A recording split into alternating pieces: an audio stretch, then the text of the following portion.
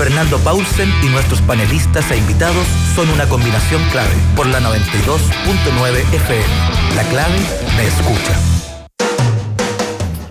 Ya estamos ya en nuestra última entrevista de hoy. Una persona que hemos contactado ya varias veces, Pablo Egenao, director social nacional del Hogar de Cristo. Pablo, ¿cómo estás? Hola Fernando, muy buenos días. Hoy día queríamos conversar un poquitito de este documento que sacaron, Pobreza y Pandemia, propuestas para un Chile más digno y justo, que hace una descripción de mucho de lo que ha pasado y genera una serie de iniciativas para intentar enfrentarlo. ¿Por qué no nos resumes un poquitito, Pablo, en qué consiste esto que ustedes han colocado a disposición de la gente desde el Hogar de Cristo? Mira, este es un documento producto de una reflexión conjunta, Fernando, de 8 instituciones de la sociedad civil, donde está Techo, está Infocap, Fondo Esperanza, Alberto Hurtado, el Servicio de Ciudad Migrante, Espacio Mandela, que trabajan en cárceles, la Fundación LICAN, que trabaja con grupos mapuches, y el Hogar de Cristo, y son la mayoría, con excepción del Alberto Hurtado, ¿cierto?, que es un centro más bien académico, son organizaciones de la sociedad civil que tienen contacto directo en terreno, vivencial, con las poblaciones respecto de las cuales reflexionan. Eso en primer lugar. Entonces es un documento que tiene una parte teórica, conceptual, epidemiológica, de política pública comparada, pero por otro lado también tiene una aproximación muy concreta respecto de la vivencia de esos grupos particulares respecto de los cuales el documento se refiere. Y lo que el documento hace, yo te diría, tiene como 3 partes. En primer lugar, se describen las dimensiones del bienestar más afectadas y sus posibles consecuencias sobre las personas más pobres y vulnerables en el contexto COVID y pobreza. También se hace un diagnóstico de los distintos niveles territoriales a nivel de región y se revisan las orientaciones de respuestas recomendadas por organismos internacionales, con algunos ejemplos respecto de algunos países. Y una de las primeras cosas que aparece, que evidentemente no es noticia, tal cual como lo mencionaba hasta el comienzo, es un tema que hemos conversado contigo en diversas oportunidades estos últimos meses, es que el nivel socioeconómico actúa como un factor que influye en la desigual distribución de las condiciones de salud en la sociedad. Eso es evidente, ¿cierto? Ahí están los famosos determinantes sociales de la salud que hacen que haya una desigual distribución del contagio, una desigual distribución de la enfermedad y la muerte, como ya se ha probado producto de la acumulación de datos epidemiológicos, no solamente en Chile, sino que en todas partes del mundo. Yo te diría que ese es un primer elemento que está puesto en el documento bajo esta concepción de que esto tiene que ver con derechos humanos. ¿Sí? Nosotros hace años atrás ya conversábamos que entendíamos la pobreza como una vida vulnerada desde el punto de vista de los derechos humanos.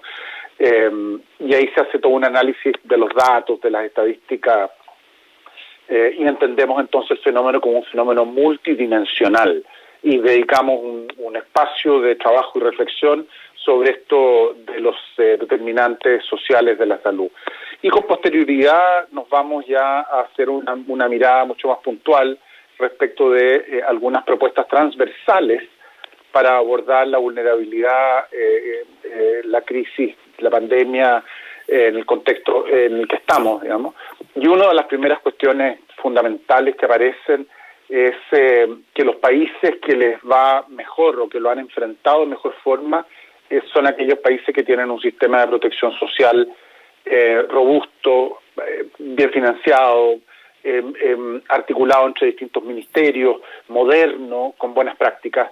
Y evidentemente nos pilla a Chile con un sistema de protección social desestructurado, inorgánico, mal financiado, precario, masivo, y eso le quita resiliencia a los grupos y a las personas que se ven más fuertemente afectados y por lo tanto más susceptibles a vivir situaciones profundas de crisis. Y después vienen ya las recomendaciones. Eso, sí, te iba a preguntar sobre eso. ¿Esto es algo que se genera a partir de un diagnóstico que tú has reflejado? Pero para transformar de alguna manera un país con una protección social debilitada, en un país que efectivamente genera esa protección, tienen que pasar bastantes cosas y probablemente el camino constituyente es una parte, pero ¿qué recomendaciones específicas son para la práctica instantánea o la más cercana, digamos? Mira, a ver, yo efectivamente, aquí tiene que haber un proceso de autorreflexión muy radical y profundo en el país. Si nosotros pudiésemos plantear cuál es una de las lecciones, digamos, que tenemos que sacar una vez superada esta crisis, es que efectivamente tenemos que repensar el mapa de cómo habitamos Chile.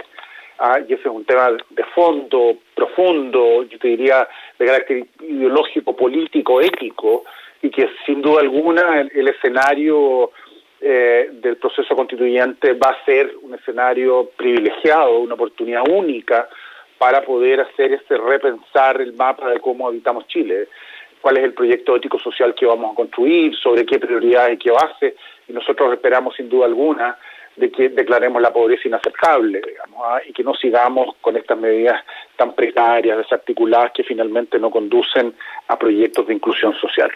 Dicho eso, hay varias recomendaciones, dentro de las cuales está, por ejemplo, en el ámbito de la educación, y estas tienen que ver, Fernando, con una mirada como a mediano o largo plazo, como en algunos casos también algunas medidas concretas y puntuales para el contexto COVID en el cual estamos dentro de lo que es la pandemia.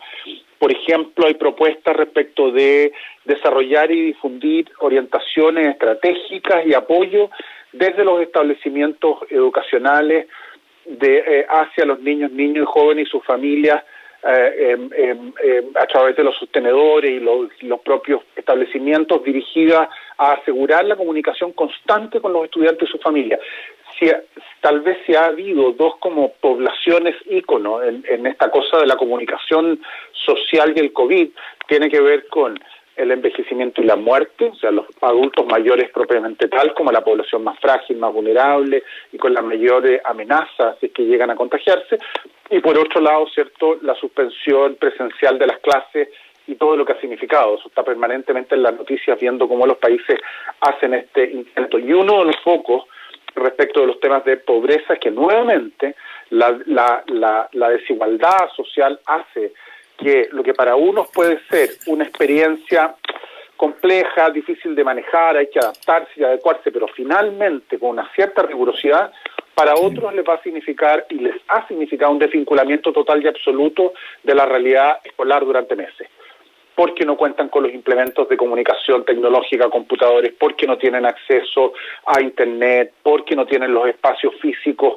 en el hogar y las condiciones psicosociales, digamos, como para poder permanecer en una propuesta a distancia en lo educativo. Esa ha sido una de las grandes crisis. Entonces, esto de fortalecer una herramienta para gestionar el vínculo entre los establecimientos educacionales y los estudiantes en contextos de pobreza, en esta mirada a distancia, aparece clave. Y eso, hay países que han tenido sistemas que son más robustos que los que tenemos nosotros, que hemos estado improvisando un poco. Amén de lo que significa la alimentación, Fernando. Tú sabes que para muchos de nosotros la educación era la educación, y para otros, cierto, la educación implica la alimentación del 60% de las calorías que se ingieren durante el día. Y así sí. Otros temas, digamos, ¿sí? No, sí, me parece súper interesante. Ahora, ¿dónde se encuadra esto respecto, por ejemplo, de un problema que lo hemos mencionado mucho en este programa y que tiene que ver con lo que podríamos denominar esa población invisible, que es la población que no está definida o no tiene contacto con ningún órgano institucionalizado y por lo tanto no se sabe cómo llegar a esa persona, y lo más probable es que esa persona tenga una situación muy precaria o tenga que vivir básicamente con lo que consigue al día, y las ayudas que se generan probablemente no le llegan. Efectivamente. Mira, acá hay dos temas que son importantes. En primer lugar, las personas en situación de pobreza propiamente tal, Acuérdate que acá tenemos, en Chile tenemos algunas dificultades, digamos, en este tema de la medición, ¿cierto? Durante muchos años tuvimos la medición de la pobreza por ingreso exclusivamente, hasta que tuvimos yo te diría la valentía política de abrirnos a la posibilidad de la multidimensionalidad de la pobreza, entendiendo que iba mucho más allá que solamente los ingresos económicos. Esa es una población que yo te diría que está relativamente bien catastrada en el registro social de hogares, si bien las bases administrativas de registro en nuestro país son bien precarias y ahí nuevamente tenemos un problema. Las bases administrativas en educación son precarias, las bases administrativas en salud son complejas, son bases, en fin, requeremos un avance tecnológico y una mejoría, pero muy, muy importante en ese ámbito. Tal vez el registro social de hogares, Fernando, desde el Ministerio de Desarrollo Social es el más robusto. El problema con el que nos encontramos ahora son estos grupos denominados vulnerables, que no calificaban para la medición de la pobreza por ingreso y que tenían cierta capacidad de ingreso autónomo y por lo tanto no estaban en estos registros, pero era un ingreso autónomo tremendamente, como dice su nombre, vulnerable, inestable, que ante cualquier shock o estrés implicaba el caer en situación de pobreza importante. Entonces, no sabemos efectivamente hoy día qué es lo que va a pasar con el movimiento de la pobreza o qué es lo que ha pasado. Piensa que la última CACEN se administró el año 2017. Sí. El año pasado se suponía que teníamos la administración de la CACEN, pero estuvo el estallido. Este año se supone que íbamos a administrar la CACEN, pero estamos con pandemia, por lo tanto llevamos 2 años de desfase. Y lo que esperamos y que el documento lo plantea, digamos, lo que podemos predecir es que vamos a tener un aumento significativo en el ámbito de la pobreza.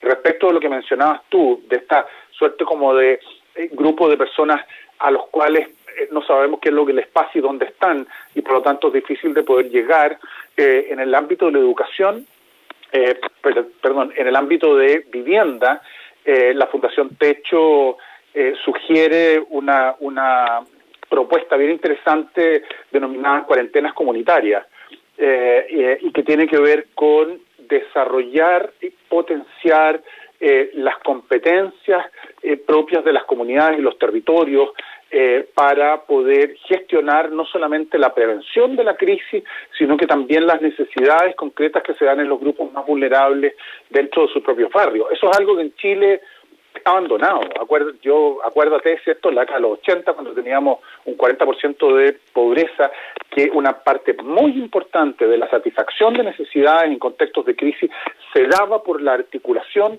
comunitaria y con las organizaciones de base muy empoderadas.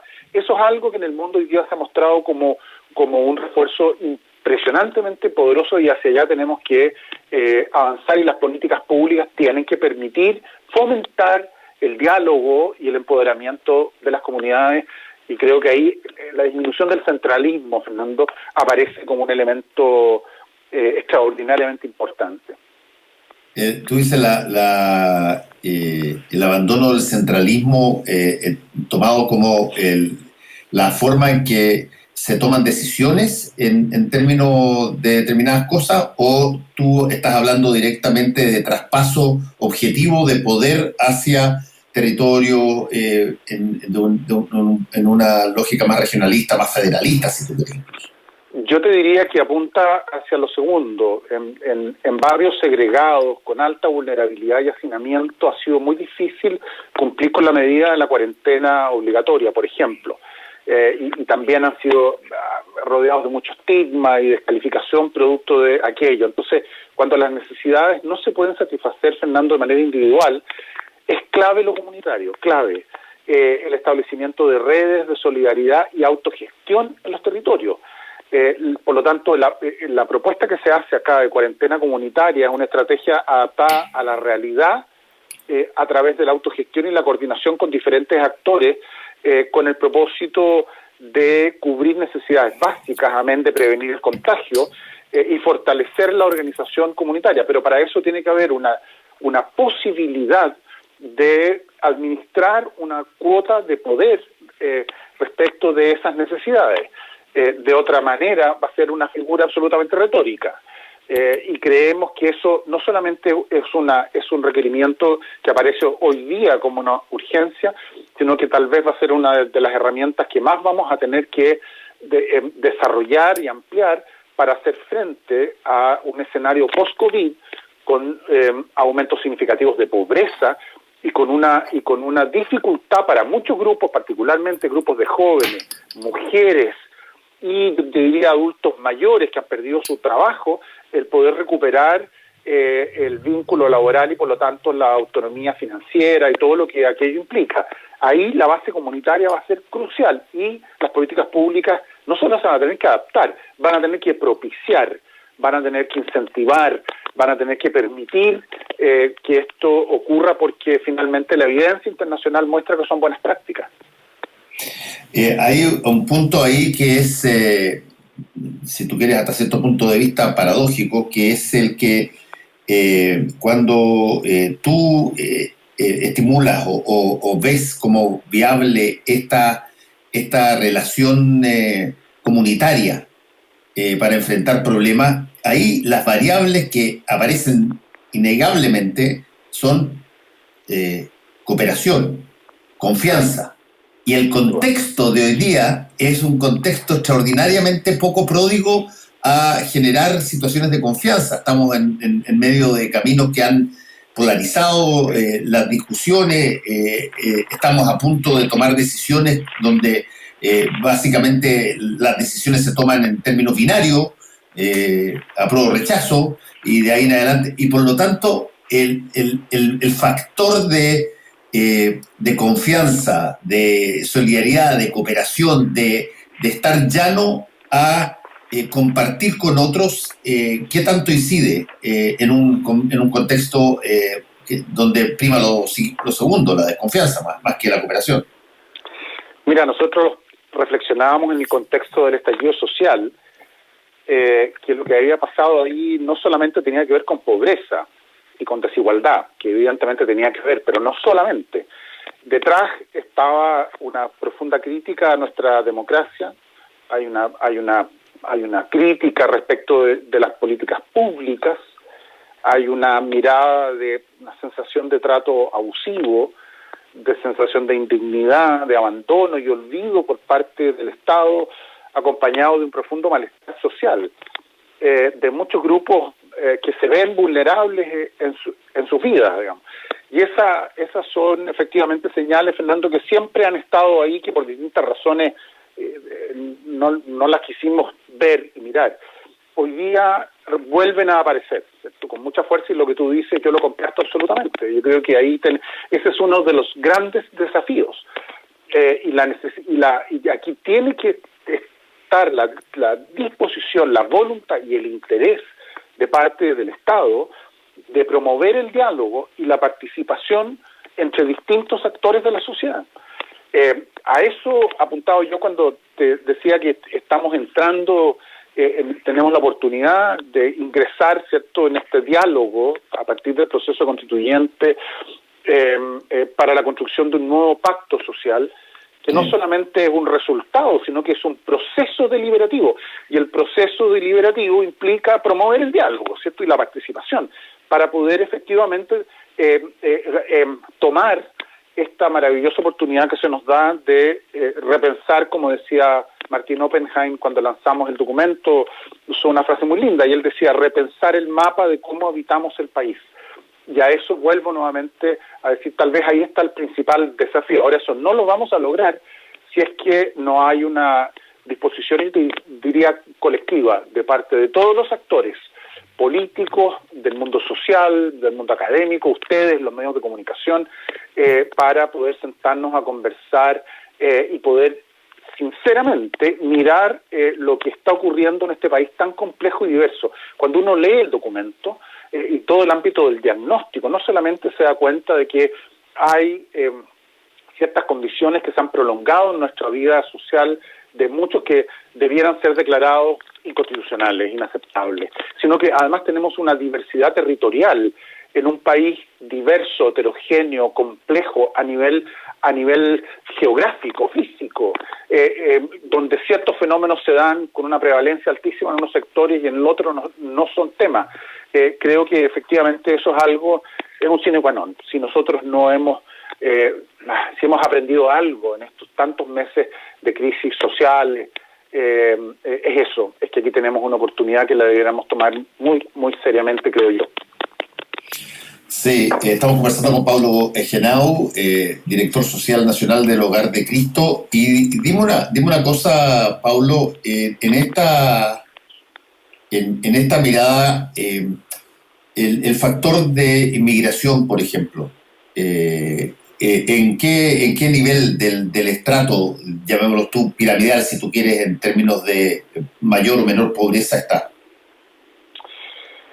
Bueno, a ver, acá en el documento se hace una mirada bastante extensa sobre el tema de grupos migratorios y efectivamente ahí, Fernando, aparecen como uno de los grupos de mayor vulnerabilidad y que probablemente están enfrentando, junto con los de mayor pobreza tradicional en Chile, las peores consecuencias económicas, sociales, físicas, de salud mental de todos los grupos.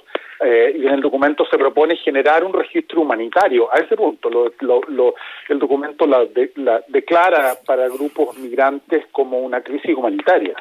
Y la propuesta tiene que ver con generar un registro humanitario temporal y extraordinario que permita a las personas migrantes en situación de vulnerabilidad, ¿cierto?, acceder a las medidas de protección social del Estado, con su número de pasaporte, digamos, que no siga la exigencia del RUT que ha implicado limitaciones tan importantes para poder acceder a los principales aportes del Estado. También se propone potenciar los aportes del Estado a organizaciones de la sociedad civil que trabajan con migrantes y a municipios e instituciones que tienen una presencia migratoria muy significativa en la región metropolitana. Tenemos algunas comunas como, por ejemplo, Quilicura, ¿cierto?, con el propósito de que puedan canalizar ayuda y recursos a los grupos con mayores brechas de acceso a los programas, ¿sí?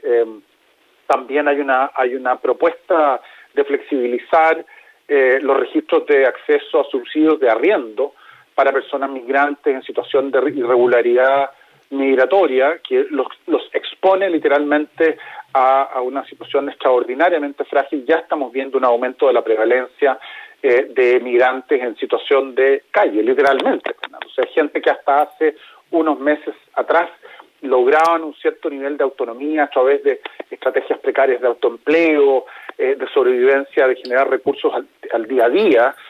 Hoy día están ya siendo expulsados de las condiciones de arriendo precario y abusivo en la que muchos de ellos han sobrevivido en los últimos meses y hoy día se encuentran literalmente viviendo en situación de calle. Entonces ahí hay una serie de medidas y propuestas que tienen que ver con la coyuntura como uno de los grupos de mayor preocupación en este minuto, sin duda alguna.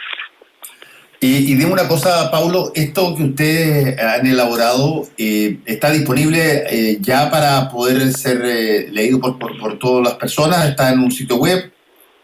Está en todos los sitios, están todas las páginas web, los sitios web, Fernando, de las instituciones que hicimos el informe, partiendo por el Hogar, sin duda alguna, la Fundación Techo, Infocap, la Universidad Alberto Hurtado.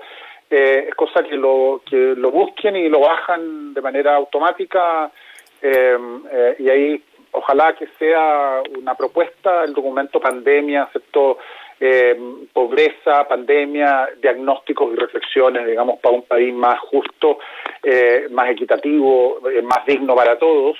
Esperamos que sea un insumo para el debate constitucional posterior al plebiscito, ¿cierto?, donde podamos visibilizar y ponernos de acuerdo de que Chile se merece tener unos mínimos estándares de protección social modernos, dinámicos, bien financiados y articulados para garantizar derechos económicos, sociales y culturales esenciales de bienestar en los grupos más pobres y no tener que seguir enfrentando con vergüenza nacional, como lo hemos hecho cada cierto tiempo en estos como momentos de lucidez transitoria, donde nos damos cuenta de que cómo es posible que hayamos tratado a los niños más vulnerables de nuestro país de esta manera, con una institucionalidad como Sename, arcaica, desfinanciada, masiva, peligrosa, dañina y perjudicial.